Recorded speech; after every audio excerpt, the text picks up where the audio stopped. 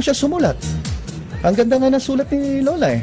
Pagkatapos, yung ibang pasyente dyan, pwedeng kung hindi kayo makatext dahil wala kayong text, di sumulat kayo. Kayo, hindi naman kayo makasulat dahil hirap kayong sumulat. Di pasulat nyo sa apo nyo, kaya anak nyo, sabihin nyo kung ano yung gusto nyo sabihin. At pag nabasa po natin yan dito, isi-share natin, baka magkaroon po ng aral sa mga tao. Di ba? Ang ganda, di ba? Ang ganda. So, ngayon po, sa ating huling bahagi, no? Actually, huling bahagi ng program natin, nangako ako na hahandugan ko ng kanta si Lolo at Lola. So, every show natin, titingnan natin, maghanap tayo ng lumang kanta.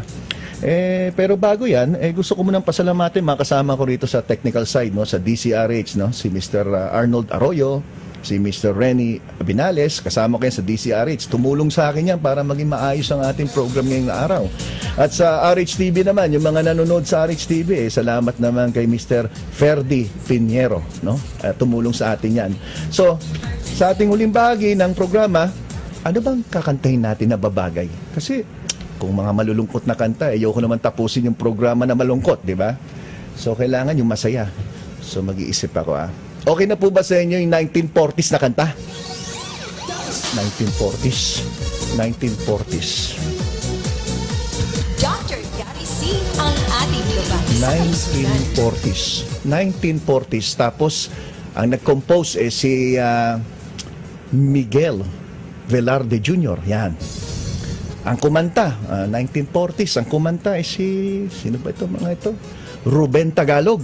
Yan. Kinanta rin to noong 1950s ni Miss Celly Bautista. Alam niyo na ba kung anong title niyan? So, inahandog ko po itong aking special number na tinawag nating Harana ni Papa G sa lahat po na nakikinig na mga senior citizen. At kung may mga text po kayo, dahil hindi tayo nakapagbigay daan sa text tungkol sa dengue, no? Kung may mga text po kayo, may mga tanong po kayo tungkol sa sakit, maski na pipilitin ko po sagutin. Meron po akong 10 pisong load. Mag-text po kayo sa 0919-6464.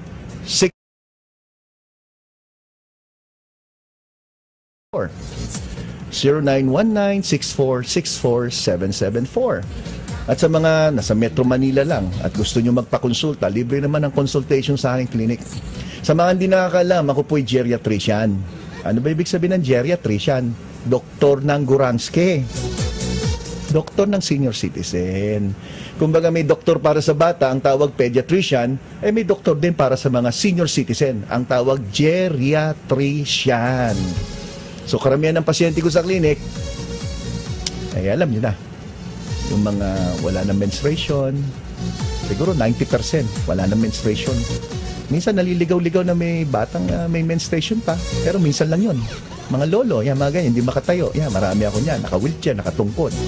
Pero paglabas sa klinik, yung hindi makalakad, yung hirap na hirap makalakad, pinapangako ko po, paglabas nyo ng klinik ko, makakalakad na kayo. Bakit? Bakit? Kasi binibigyan ko ng tungkod.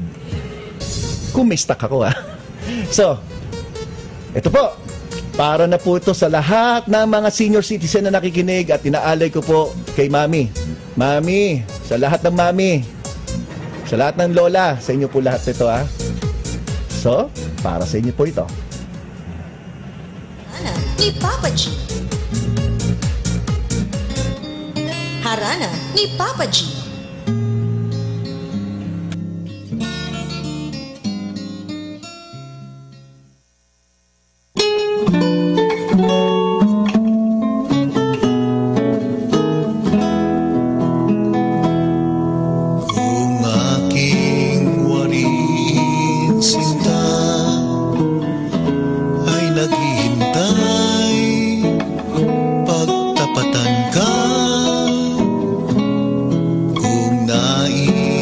Malaman sinta,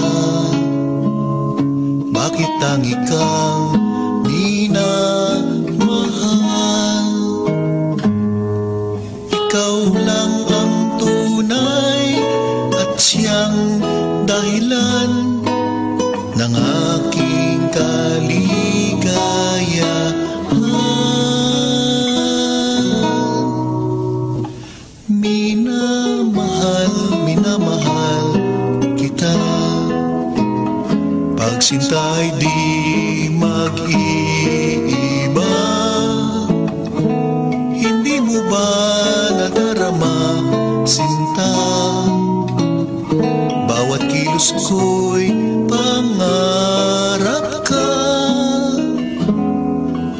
minamahal kita.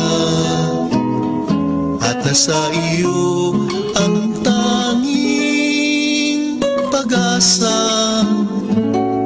Asahan mong dalangin ko tuwi na minamahal kita. Minamahal kita. Pagsinta ay di mag-iiba. Hindi mo ba nadarama, sinta? Bawat kilos ko'y pangarap ka.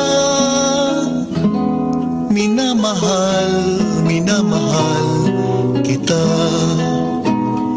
At nasa iyo ang tanging pag-asa.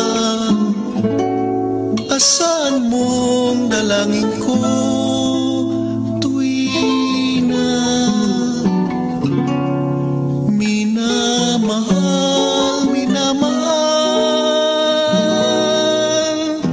kita.